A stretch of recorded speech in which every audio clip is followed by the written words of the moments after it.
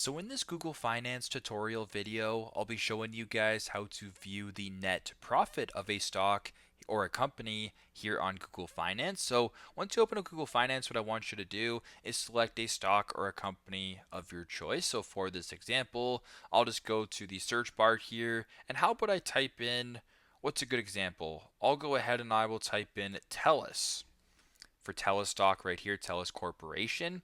Now, once you have the stock selected, I want you just to scroll down to the bottom to where it says right here financials. So you have income statement, the balance sheet, and cash flow. Go ahead and make sure that income statement is selected by going ahead and pressing on the drop down.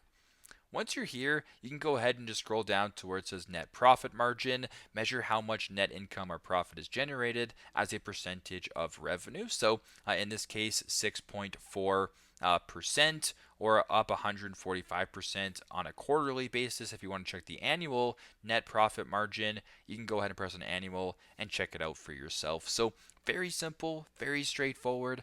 This is how to view or how to check the net profit margin of a stock or a company on Google Finance. Thanks again for watching, and I hope this video helps.